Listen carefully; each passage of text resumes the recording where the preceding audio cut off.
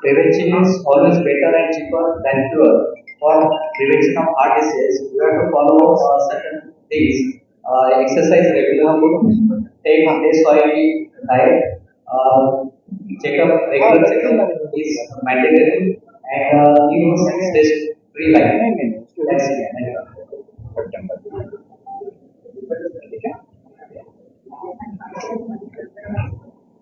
Mic मध्ये इसको रख हिंदी में बोलूं मराठी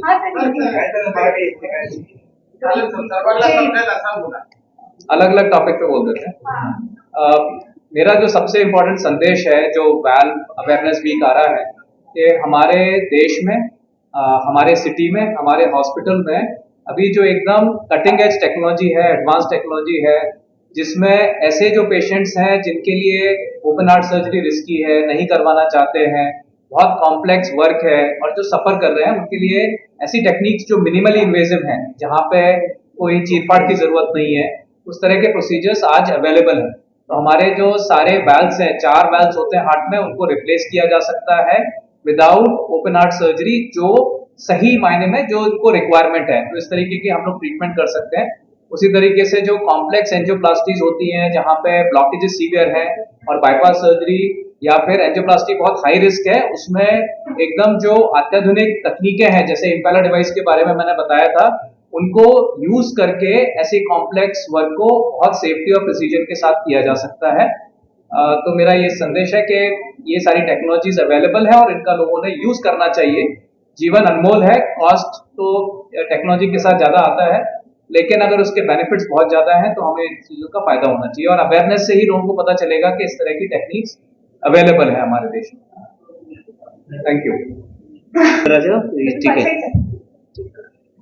बेसिकली अगोदरच्या लोकांनी सांगितलंच आहे, पहिल्यांदा लक्षात काय घ्यायचं की प्रिव्हेन्शन, तर आजार न होणे म्हणून काळजी घेणे, त्याच्यामध्ये तुमची लाईफस्टाईल चांगली ठेवणे, डाएट कंट्रोल ठेवणे।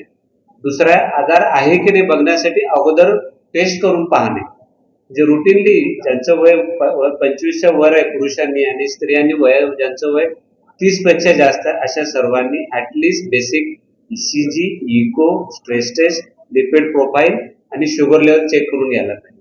कारण की बरेच आजार टेस्ट केल्याशिवाय समजून येत नाही आणि एकदा जर आजार असेल तर त्याची ट्रीटमेंट करून घेणे। आणि आता पूर्वीसारखं नाही की मला सर्जरीच करा, आजकाल असं आहे की चारीच्या चारी वॉल आम्ही बदलू शकतो। कसल्याही कॉम्प्लेक्स बायपास असेल, ज्यांना बायपास नको आहे, कसल्या प्रकारचे अँजिओप्लास्टी आम्ही करू शकतो। कॅल्शियम पूर्वी असं म्हणजे कॅल्शियम असेल तर बायपासच करावं लागायचं, किंवा लेफ्ट मेन आर्टरी असेल तर बायपासच लागायचं।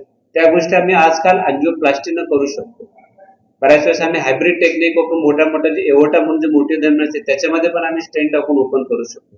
लहान मुलांचं त्याचं पण एक्सपेक्टेशन, याचा पेसमेकर सांगितलं त्याला पण सर्जरी गरज आहे। त्याच्यामुळे जे काही सर्जन करू शकता, जे काही सर्जरी करू शकतो, त्याच गोष्टी आपण विदाउट सर्जरी सध्या करू शकतो, विथ प्रिसिजन आणि with clear cut and better result. ह्या गोष्टी आमचा मेसेज आहे। हर चीज में नई नई चीजें आ रही हैं, आप देख रहे हैं न्यू कार्स आ रही हैं, न्यू इन्वेंशंस हो रहे हैं हर जगह। उसी तरह से कार्डियोलॉजी में भी नई नई चीजें हो रही हैं और as a responsible and senior cardiologist working in Apollo hospital, we all have a responsibility to bring those new things into this place. तो अभी हमारे ये जो नई चीजें आ रही हैं इसका यूटिलाइजेशन बहुत सारे कंट्रीज के लोग कर रहे हैं। तो हमारे पास बहुत सारे फॉरेन पेशेंट्स भी हैं जिनको ये पता चल रहा है कि हम लोग ये कर रहे हैं, कीनिया से, नायरोबी से, मॉरिशस से। तो हम ये चाहते हैं कि लोकल जनता को भी पता चले कि जो प्रोसीजर्स पहले सोच भी नहीं सकते थे वो बहुत फ्रीक्वेंटली हमारे यहाँ पर हो रहे हैं और सक्सेसफुल हो रहे हैं।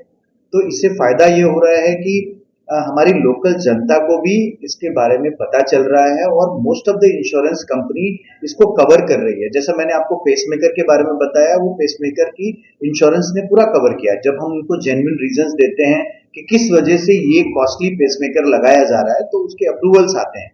तो लोगों को ये पता चलना चाहिए कि ये दुनिया में ये चीजें हैं और ये चीजें अपोलो हॉस्पिटल नवी मुंबई में बहुत इजीली अवेलेबल हैं with the best possible rates and best possible technologies. क्या खर्चा है एक्चुअल में इस चीज को करवाने में?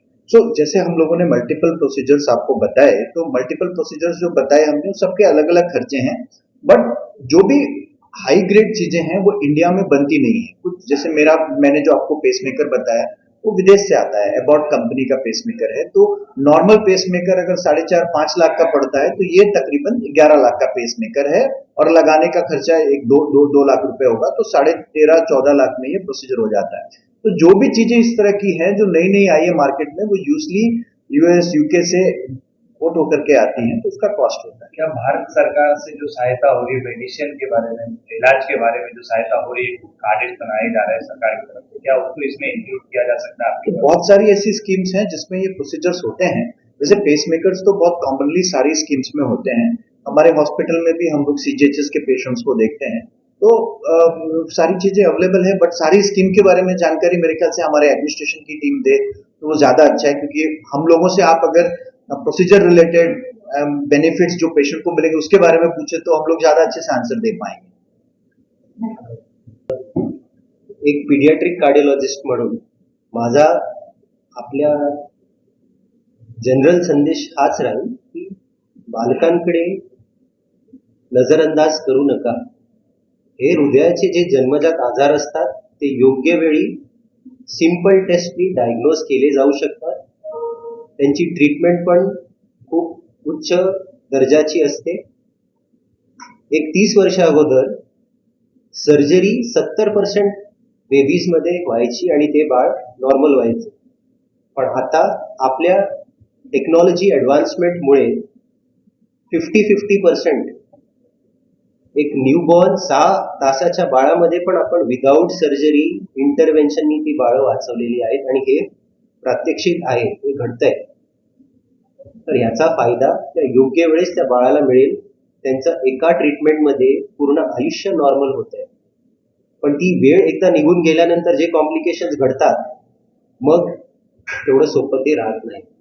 सो एक simple point, right diagnosis at the right time. Simple test like echo for whoever needs it at the right time, and we are there to help you. Thank you very much.